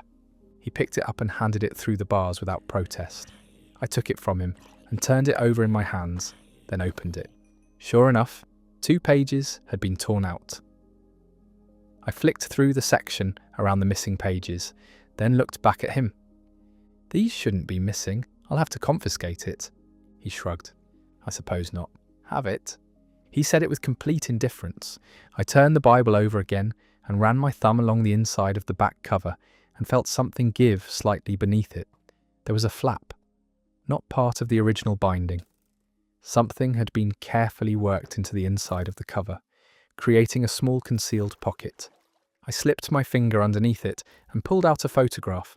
It was old. The colours had faded slightly and the edges were worn from being handled. I looked at it and saw a man and a woman. I immediately recognised that the man in the photograph was John, younger by at least 10 years. He was smiling as he looked at the woman. I'd never seen him smile like that. The young woman beside him looked healthy and beautiful. There was warmth in her face and she was smiling too. Her head rested against his shoulder, his arm around her waist. I didn't recognise her at first until I noticed that she was wearing a tiny silver cross necklace, the same one as the emaciated woman on the other side of the block. The realisation dawned on me. "You talk like you didn't know her," I said, still looking down at the photo. I looked up at him, then almost jumped. He was looking at me with pure, unfiltered hatred. I wonder why. Neither of us spoke for a long time. It was then that I understood he wouldn't be doing anything else with the Bible. I slotted the photo back inside and slid it carefully down through the bars. He seemed to relax a little and looked away. When he spoke, his voice was quiet and flat. "She didn't used to look like that." I watched him. "What did they do to her?" He didn't answer. A minute passed, then he lay back on the bed and turned his face toward the wall. "I'm tired, gonna sleep for a bit." And that was all I got. For the first time since I'd met him, I didn't see a dangerous man sitting in that cell. I finally understood what the button actually did. It wasn't there to protect me from John. It was there to control him. John was back to his regular self after that. But I wasn't. Once I'd seen the photograph, I couldn't stop thinking about the woman at the end of the block. I looked through the records as my last shift of the week finished. Every inmate had a paper trail. Things like arrest and court records, sentencing information, medical records. Even people who had been incarcerated for decades left a mountain of paperwork behind them. I couldn't find hers. There was a prisoner number, but no corresponding sentencing record. No court order or conviction. I thought perhaps I'd missed something and dug deeper. Her name was there, and the entries went back a few months. I frowned when I realised what file I was looking at. Visitor log. She had visited John at his previous facility more than once. Then I reached the final entry. Her status had changed from visitor to inmate. I stared at it for a long time, then flipped to the admission form for the offence. Something had been written there, but the handwriting was almost completely illegible. It looked as though whoever had filled it out had been writing in a hurry, or simply didn't care whether anyone could read it. I took the paperwork to the warden. "What's this?" I pointed to the handwriting. He looked at the page and squinted at it, then shrugged. "No idea. How do you expect me to read that?" "She was John's visitor." "Oh, was she? Well, birds of a feather." He headed to the office. It was then I understood she had done nothing at all, and I wasn't going to be a part of that. The next morning I walked into the warden's office and put my badge on his desk. Then I put the button beside it. He looked at them. "You're quitting already?" "Yes." He didn't ask why, didn't argue, just nodded. "All right, guess we'll have to find someone to take your place then. Left us with a hard job, eh?" I handed everything over before the end of my shift and walked through the prison one final time. I reached the last security door and stepped outside. I had almost reached the outer gate when I heard her scream. It was faint but unmistakable, carrying through the reinforced walls despite the distance. Okay, that's the end of that one, and that brings us to our last story for tonight's video. I worked on a show that exposed child predators. There was one investigation that never made it to air. I used to believe that demons only existed inside the minds of men I helped put behind bars, but after years of investigations, I learned that's not true. Over the course of 17 years, I have worked alongside law enforcement and television programs to identify online child predators and bring them to justice. But even with all that we've accomplished, there's still one case that I think about. one that nearly destroyed everything I had worked for. It all started with a chat room. I've seen a myriad of predators, and Stephen fit a profile we had seen many times before. He was a recently divorced, unemployed 42-year-old who lived with his parents. He bragged about this while messaging Mandy, a 20-year-old theatre student who we recruited to be our 14-year-old decoy, Alexis. It didn't take long for the conversation to become sexual in nature. Underneath the screen name ELECTRIC /_HEAD5021, he said their relationship would have to stay a secret. No adults? LOL, if your mummy or daddy found out, we could get in trouble. What are you talking about? I hang out with my daddy's friends all the time. This is different. LOL. They can't know you're my sexy sweetheart. Seeing childlike messages juxtaposed with the sexual fantasies of an adult never gets easier to stomach. How could anyone talk to a child like that? It's something I've never been able to grasp. Not too long after our investigative team confirmed a date for Stephen to meet with Alexis, we let the chat be, but it didn't take long for him to initiate conversation again. In fact, his messages would arrive like clockwork in the days following. But messages weren't the only way he contacted our decoy. On a couple of occasions, he called her while his parents were at home sleeping. I remember those phone calls clearly. "Hey," Mandy greeted cheerfully. "Hey, baby," Stephen breathed into the speaker. "I missed you. What are you up to?" "Thinking about you. I want to hold you." "You do?" "Yeah, I do. So bad." You get the idea. Oftentimes, a lot of the men we contact try to reinvent themselves. But that's not what Stephen did. Rather than fabricate wealth or exaggerate his ambitions, he talked about his obsessions, death, and the supernatural. We initially dismissed these fascinations as another grooming tactic, but throughout the entire time he talked with Alexis, he would sporadically ask questions such as, "Have you seen Bloody Mary? Is there anyone dead that you would want to talk to? How do you want to die?" Just as we thought the conversations couldn't get any stranger, Stephen sent our decoy a picture of a Ouija board. According to him, he had recently purchased it at a yard sale near his parents' house. He insisted on bringing it. He wanted to use it with her, see how she would react. When we inquired further about his request, his response was as prompt as it was odd. "Because you have good energy. LOL, they like that lol." This ended up becoming the last exchange we would have with him before he arrived at the Sting House. In the hours leading up to that fateful evening, I memorized my script. No matter how many times I do this, they never go away. The butterflies in my stomach. People always assume the confrontation is the hardest part, but it isn't. It's waiting for the knock on the door and wondering whether tonight will be the night that something goes horribly wrong. Experience makes you numb, not fearless. We had fully intended to follow everything by the book that night. But things got off to a rocky start when Stephen was nearly an hour late to the Sting House. We thought he had gotten cold feet or had been tipped off to our operation. Thankfully, neither turned out to be the case. What was supposed to be a 5-hour venture had become 7 by the time 8:12 p.m. rolled around, and he walked up the driveway. Our various hidden cameras recorded his nervous demeanour as he patiently waited on the porch with the Ouija board. From our production room that we had sectioned off in another part of the house, I watched Mandy walk toward the door and greet Stephen. "Hey Stephen, how are you?" "Hi," he waved sheepishly in response. Can I come in?" "Of course." Mandy stepped out of the doorway and walked toward the kitchen. "What did you bring for me?" "It's a Ouija board." He followed her and set it down on the dinner table. "I thought we could use it together." Mandy flipped her hair and placed her hands on her hips. "Wouldn't you rather talk?" "We would be talking. It would just be more than us talking." My eyes were glued to the monitors.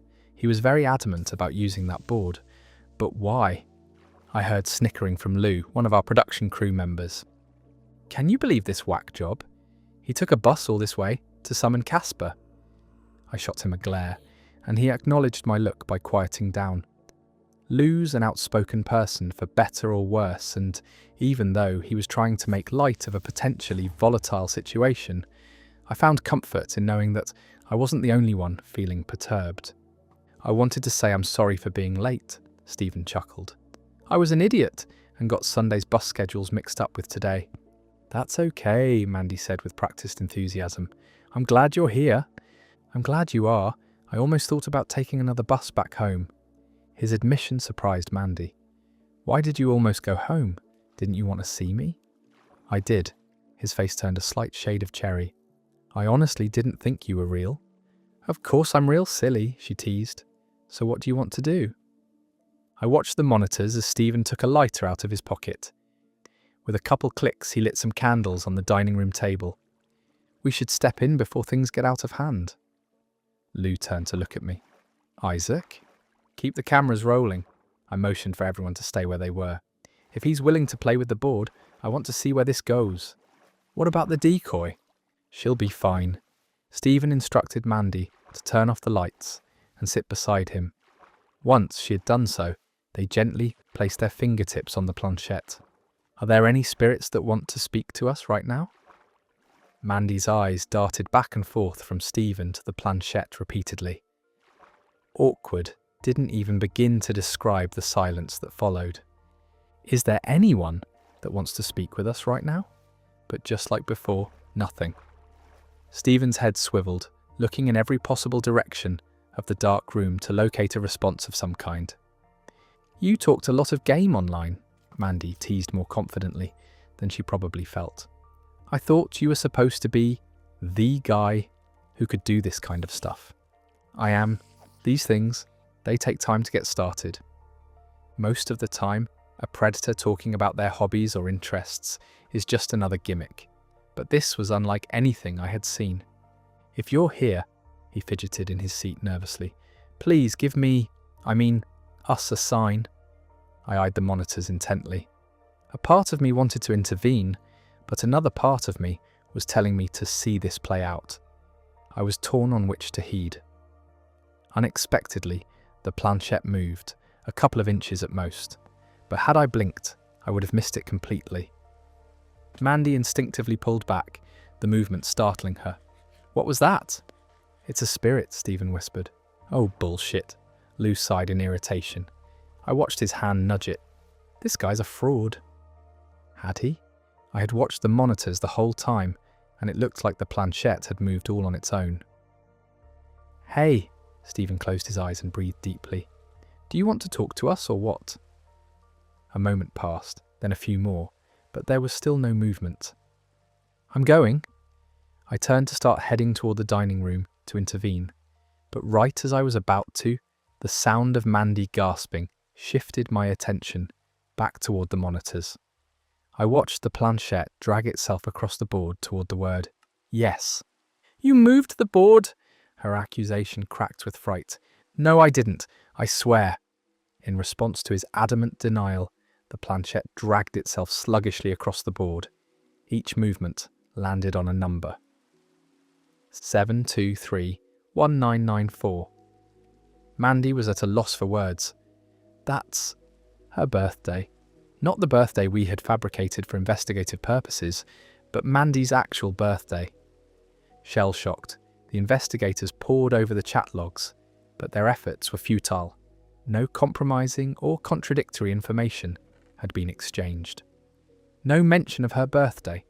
No mention of any personal information tied to Mandy. Nothing. I stared in bewilderment. How is that possible? I hadn't realised I'd asked my question out loud until Lou responded, It had to have been an oversight. That's got to be it. In our line of work, the simplest explanations were almost always the right ones, even if it's what you don't want to hear. An oversight, I pointed toward the investigators on standby. All of you check everything. I want an explanation as to how this happened. But no one could provide one. Every conversation between Stephen and our decoy had been combed through again. Even with another thorough examination, there was no indication that we had erroneously given Mandy's actual birthday. So, that begged an alarming question. Just how exactly did Stephen know? One of the production members instructed Mandy to take her hands off the planchette. She did as she was told, while Stephen kept his fingertips pressed against it. Alexis? He looked to her for answers. What was that about? I'm not sure. She remained calm while still being in character. That was weird. How did you do that?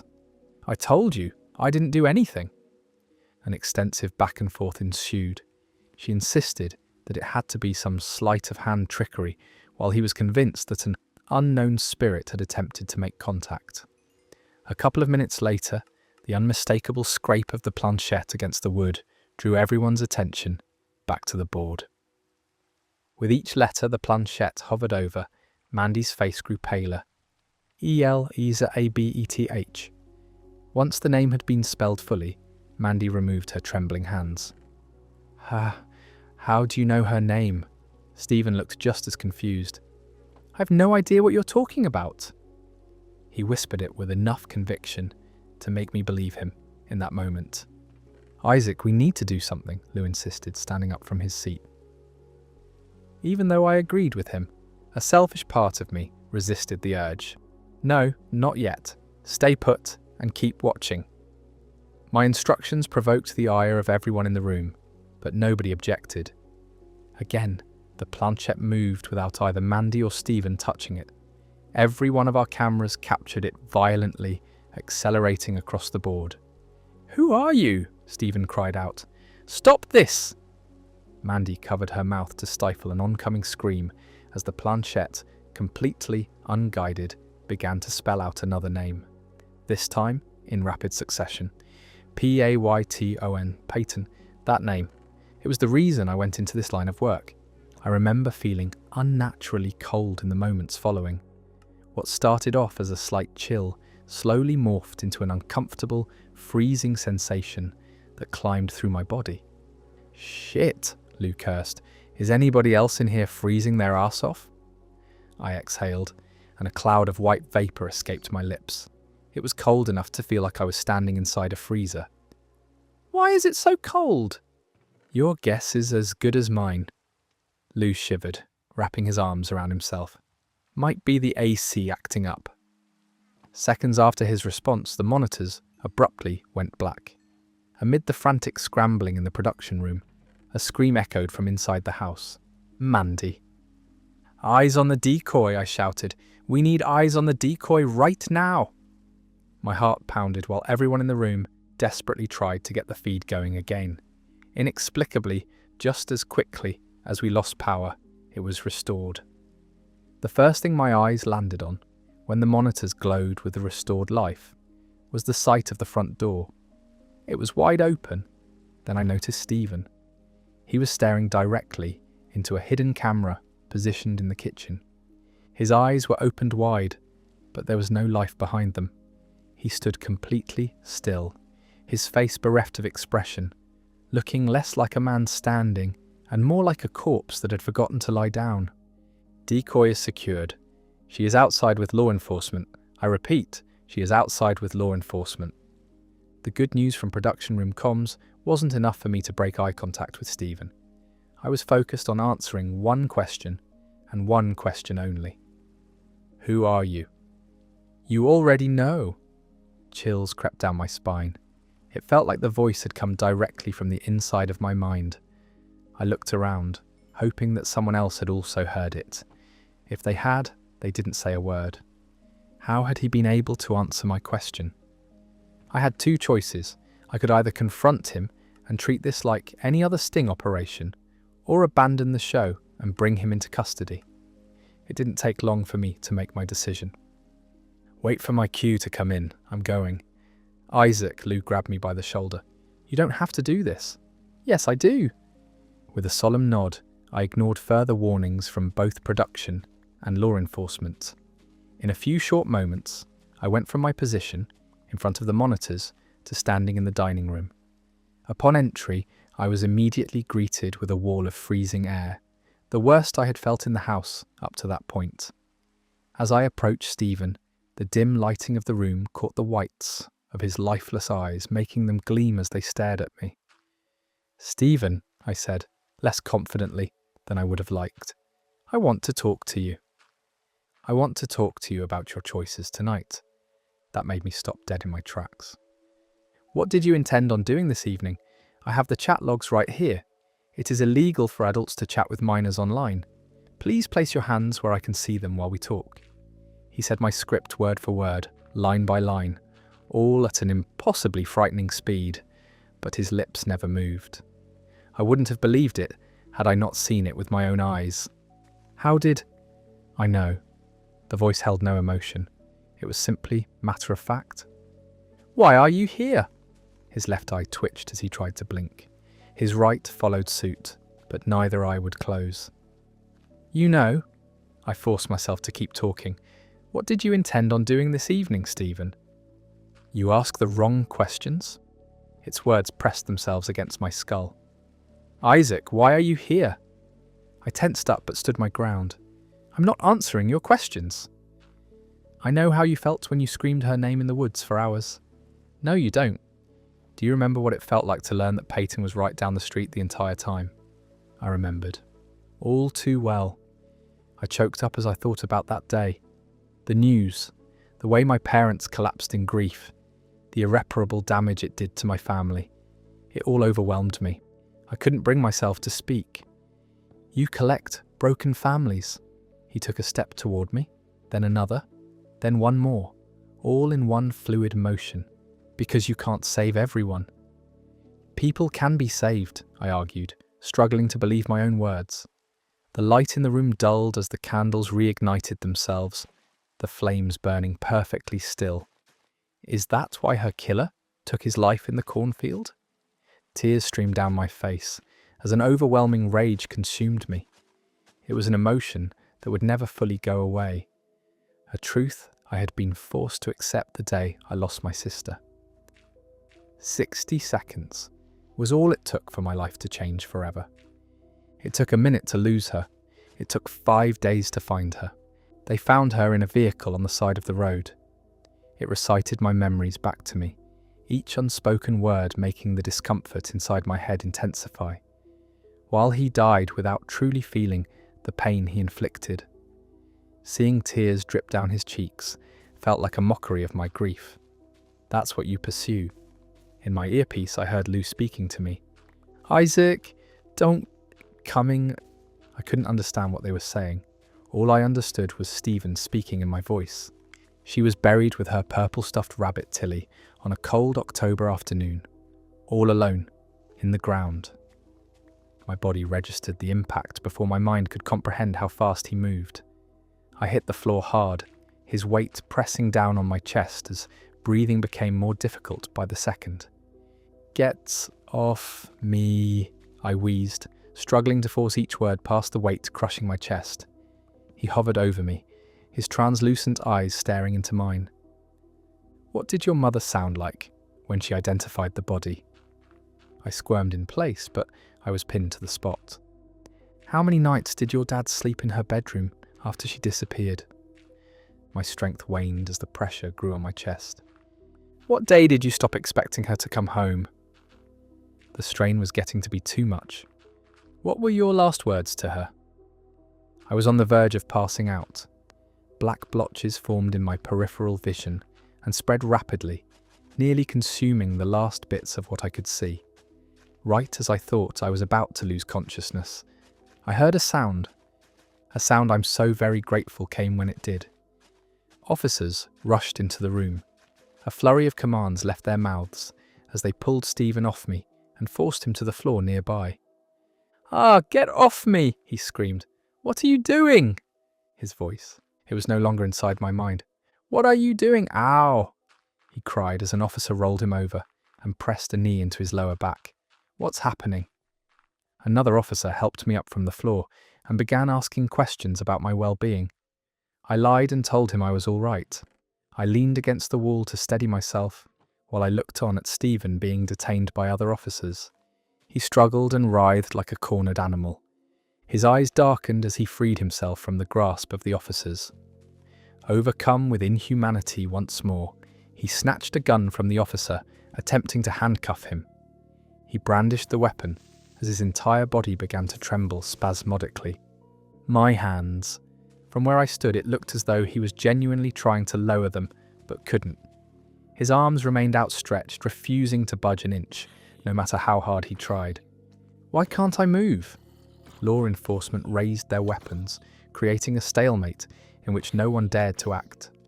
It's all right, Stephen. I stepped toward him with my hands raised. Everything's going to be all right. We're here to help. The darkness in his eyes vanished long enough for him to ask, Did I hurt anyone? No, you didn't hurt anybody. Just put the gun down and let's talk. Please, he whimpered, straining to move his head, but his body refused to obey. Don't let him take me again. Nothing is going to happen as long as you put the gun down. Stephen's arms pulled themselves upward against his will. The barrel inched toward his own temple until it rested against his skin. He fought with everything he had, his muscles straining themselves in order to pull the gun away, but his body betrayed him to some invisible force. Make it stop. No, Stephen, no! I quickened my pace towards him, but before officers or myself could react, he pulled the trigger.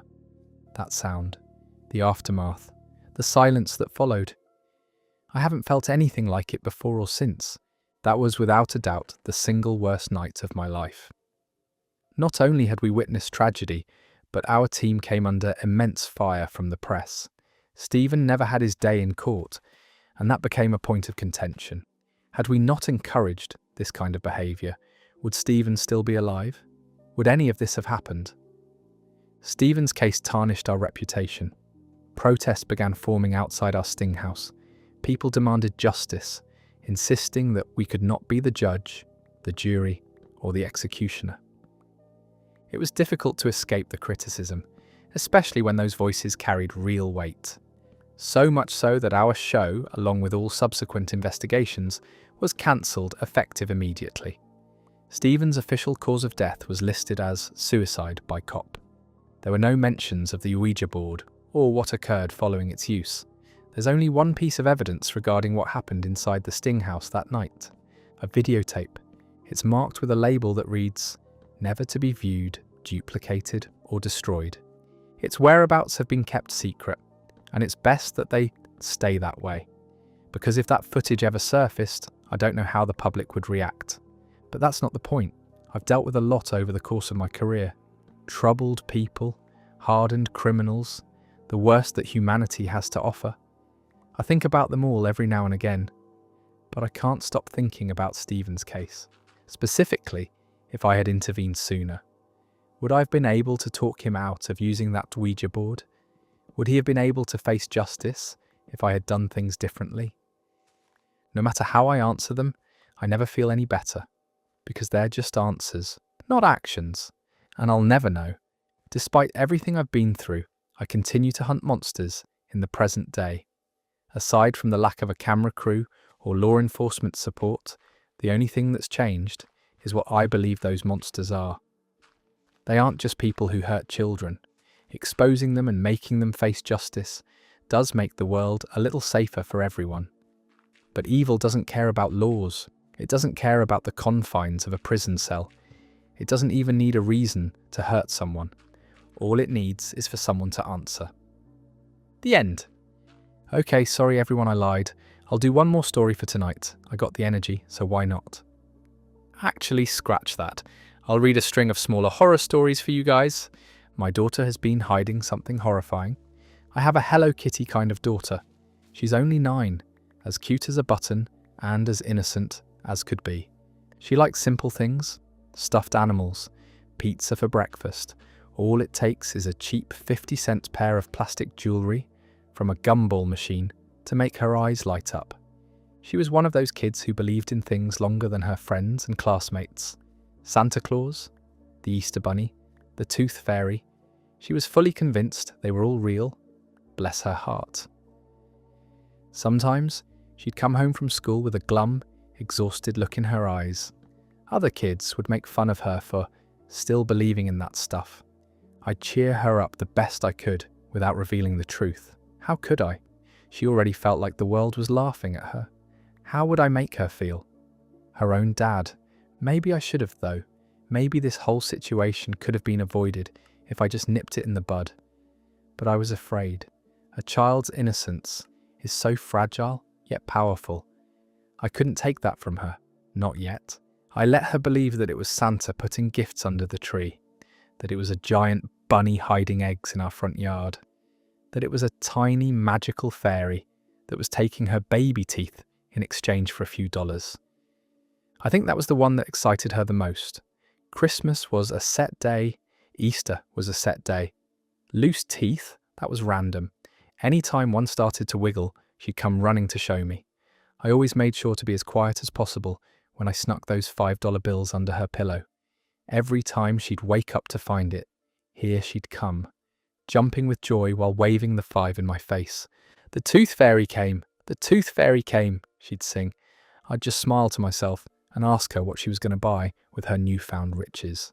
Sometimes I'd sneak her a 20. I just wanted to see that joy in her face. She was young, but she wasn't getting any younger.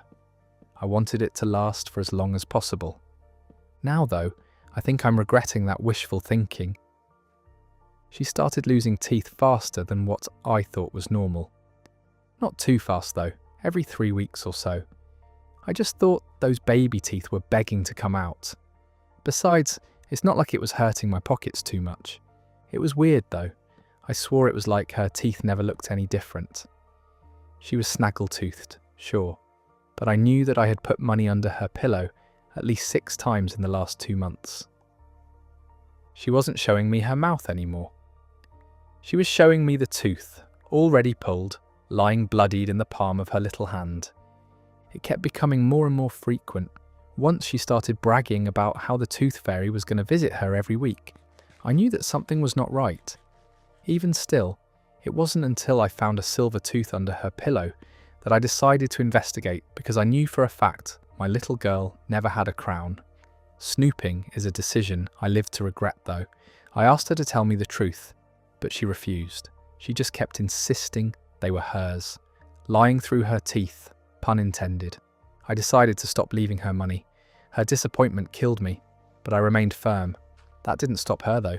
Every night, there'd be a new tooth under her pillow while she slept peacefully. One day, after dropping her off at school, I made a promise to myself. Today would be the day. I'd get to the bottom of this no matter what. It didn't take nearly as long as I expected. I sifted through her room for about 15 minutes, checking under her bed, in her closet, in her toy chests, all for no reason, because the answer was hidden in plain sight. In her fish tank, she had that little treasure chest decoration in it. Normally, I wouldn't have even paid it any mind. But the steady stream of a red liquid, slowly rising from the chest, was enough to make my heart stop. Rolling up my sleeve, I reached down to retrieve the decoration. It was heavier than it should have been. Something was rattling inside. I opened it and felt my blood run cold. Molars, canines, incisors, all bloody, all looking like they had been pulled by force, and they weren't baby teeth either. Some looked like actual adult teeth. In that moment, I didn't know whether to laugh or cry. I wanted to cry because what I was seeing was horrific. But I wanted to laugh because, despite how terrifying this all was, my little girl was a natural-born hustler, and I couldn't have been more proud.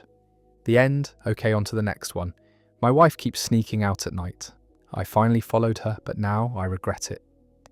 There's nothing wrong with my marriage. Me and my wife have been peaches and cream since we first started dating when I was a freshman in college. We moved in together after graduation, and for the first few years, everything felt normal. We'd have our date nights, we'd have our intimacy, but of course, as is the case with every marriage, arguments were inevitable. They never escalated, though. That was never our problem.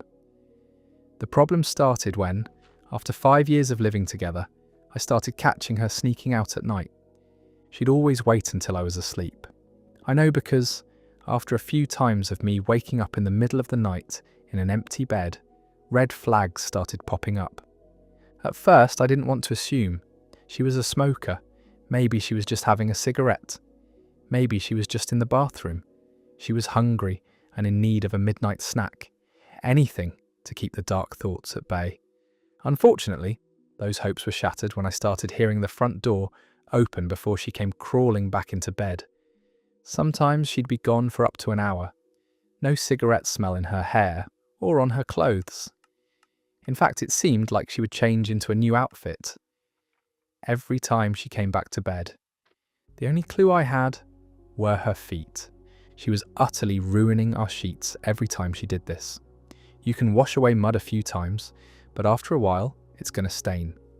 Of course, I'd ask her about this, oftentimes while angrily throwing our comforter in the washing machine, and every time, her answer was the same. "I don't remember." Oh. It was laughable at first. I thought she was playing a joke on me. When I saw she was serious, I began to get concerned. "Sweetie, it's a little hard for me to believe you don't remember being barefoot in the mud before coming home. Just tell me." That's when the tears would start. "I am telling you, I do not know." As time went on, her late-night endeavours began to take longer. It got to the point where I was intentionally pretending to be asleep in order just to time her. 2 hours, 3 hours, sometimes 4. Something else that I noticed was that every time she came back, her skin would be noticeably softer. Pimples would have seemingly disappeared. Eye bags would clear up overnight. I knew I had to follow her after this one night in particular. She had a little mishap in the kitchen that day and sliced her hand open. I remember being certain that she'd need stitches, but she insisted on just bandaging it up herself. The day went on as usual. 12:30 in the morning rolled around. I felt her get out of bed. I heard her footsteps leading toward the front door. The door opened and shut. She returned 2 hours later. Muddy feet, new outfit, softer skin. The next morning her hand was healed. She tried to gaslight me into believing that the cut hadn't even happened. Somehow, I was the one not making any sense. I was at my boiling point. That's when I made my decision. She didn't sneak out that night, nor the night after.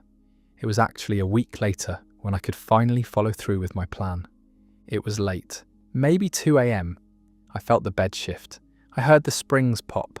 The sound of her footsteps scurrying toward the front door let me know that it was time. I tried to move as quickly and as silently as possible. By the time I reached the front door, she was already at the edge of the forest. She was running unnaturally fast into the woods, like she had taken the route 100 times before. I could barely keep up, especially while trying to remain hidden.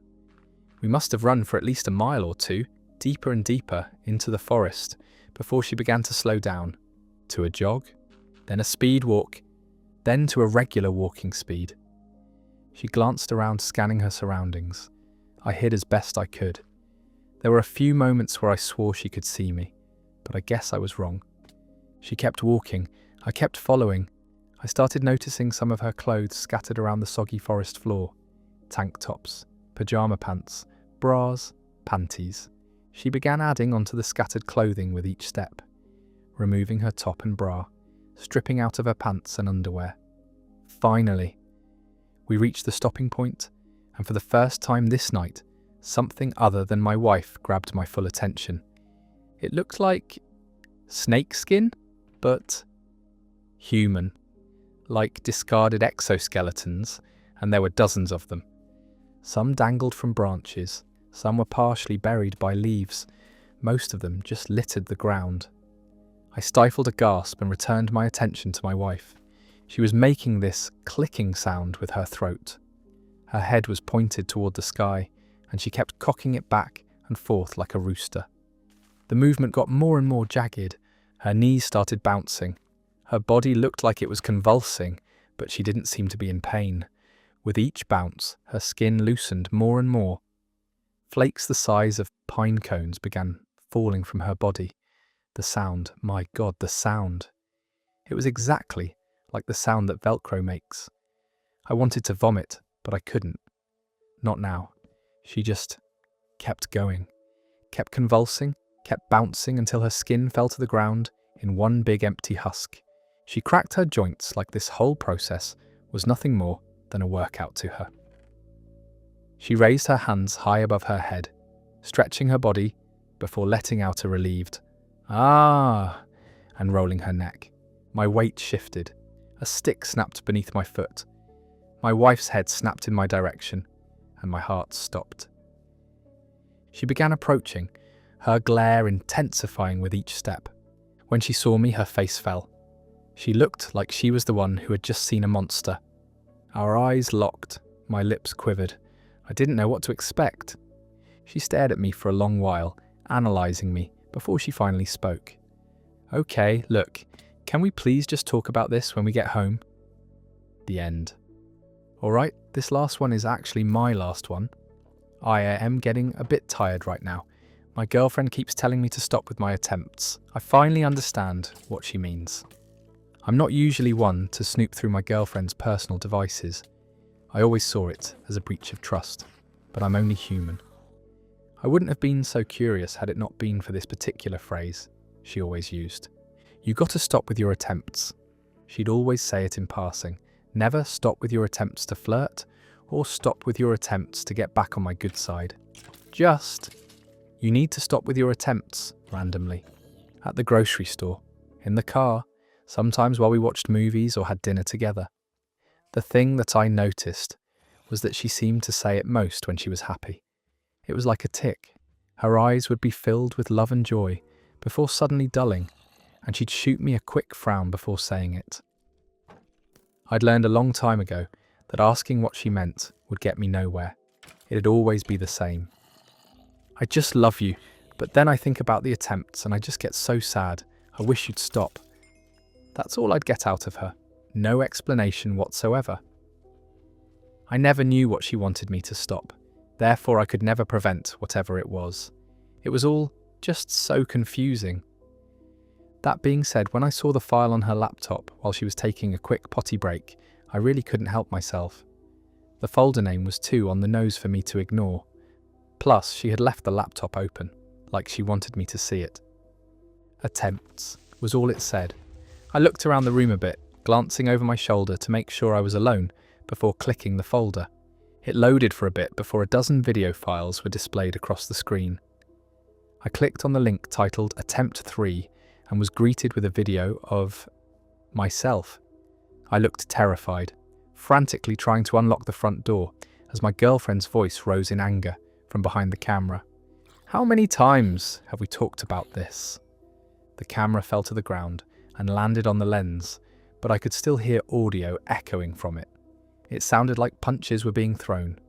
I could hear myself crying. My girlfriend sounded like she was growling at me before the video ended. I went back to the page of links, albeit a bit afraid at this point, and clicked on Attempt 10. This one was just me hanging out of our bedroom window, clawing my way outside before my girlfriend's voice could be heard again. "We've talked about this. You're not going anywhere, my sweet boy." Her nails dug into my heel. Veins protruded from her hands. She dragged me back inside, and I just looked utterly defeated. Attempt 16.